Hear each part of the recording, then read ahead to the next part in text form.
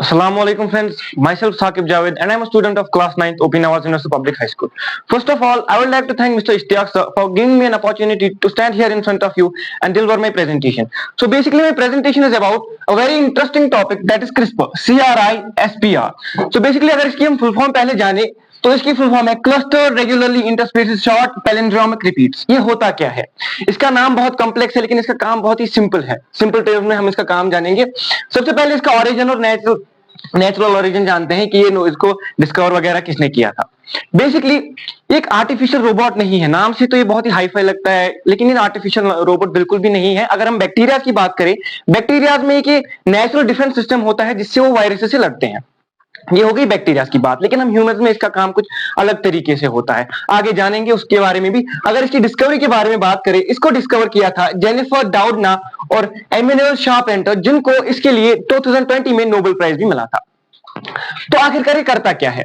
अगर हम एक कंप्यूटर में अगर हम देखें, हम बुक लिखते हैं लेकिन अगर उस बुक में एक सिंगल टाइपो मिस्टेक आ जाए वो पूरी बुक खराब हो जाती है।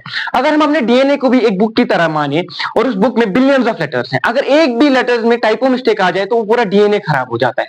कंप्यूटर में अब हम क्या काम करते हैं? कंप्यूटर में हम बेसिकली कंट्रोल प्लस एफ दबा के उस वर्ड को ढूंढते हैं और उसको रिप्लेस करते हैं। क्रिस्पर भी हमारी बॉडी में सेम काम करता है, जहां पर भी जेनेटिक म्यूटेशन होती है उस स्पॉट को ढूंढती है और उसको करेक्ट करती है। तो बेसिकली अगर हम इसकी फंक्शन को जानने के लिए हमें इसकी दो कंपोनेंट्स को पढ़ना पड़ेगा, Cas9 या फिर सिजर्स, इसे सिजर्स भी कहते हैं, और guide RNA the GPS. Basically जैसा इनका नाम है वैसा ही इनका काम भी है, Cas9 द सिजर्स। Cas9 एक स्पेशलाइज्ड प्रोटीन एंजाइम होता है जो म्यूटेटेड साइट को फाइंड करता है और उसको कट करता है, फिजिकली कट करता है। लेकिन उसको म्यूटेटेड साइट पे ले जाता कौन है? That is guide RNA the GPS. इसका काम यही होता है, ये पूरे जीनोम को स्कैन करता है, म्यूटेटेड साइट को ढूंढता है और Cas9 जो सीजर्स हैं उनको वहां पे लीड करता है और उसको वो साइट दिखाता है जहां पे उनको फिजिकली कट करना होता है। अगर हम इसकी इस नेक्स्ट स्लाइड में जाए,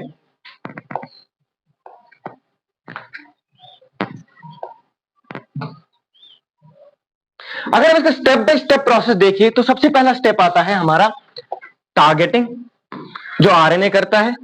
दूसरा आता है कटिंग, जो Cas9 सिजर्स करता है। तीसरा आता है रिपेयरिंग। तो पहले टारगेटिंग देखते हैं। टारगेटिंग जो गाइड आरएनए है, जो जीपीएस है, वो क्या काम करता है? वो जीनोम को स्कैन करता है। Genome is basically the whole genetic information of an organism.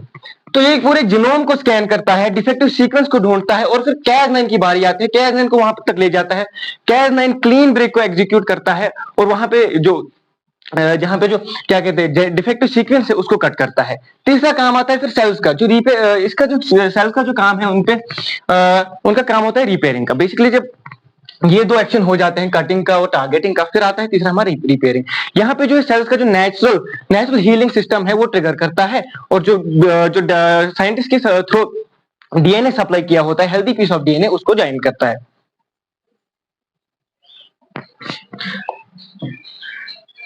CRISPR ने आखिर हमारे मॉडर्न वर्ल्ड को कैसे चेंज किया? अगर हम एंशिएंट तरीके देखिए जिसमें हम ऐसी टेक्निक्स का इस्तेमाल करते थे तो they were like shooting a dart in the dark, right.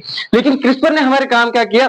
इसमें हमें 100% प्रिसिशन मिलता है और टाइम भी बहुत ज्यादा कम लगता है। पुराने तरीकों में हमें टाइम बहुत ज्यादा लगता था और उनकी प्रोडक्शन कॉस्ट भी बहुत ज्यादा आती थी।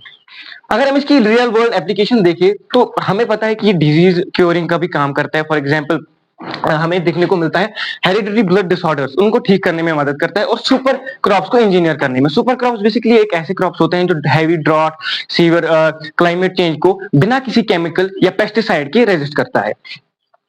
हालांकि ये इसकी कुछ यूजफुल यूजेस है, लेकिन अगर हम इसकी कुछ गलत फायदा उठाए तो इससे हम एक बेबी के आई कलर, उसकी हाइट, उसकी इंटेलिजेंस को उसके बर्थ से पहले ही डिसाइड करते हैं। इसलिए ये साइंटिस्ट के द्वारा स्ट्रिक्टली बैन है फॉर नॉन मेडिकल पर्पसेस और फॉर एम्ब्रियोनिक एडिटिंग।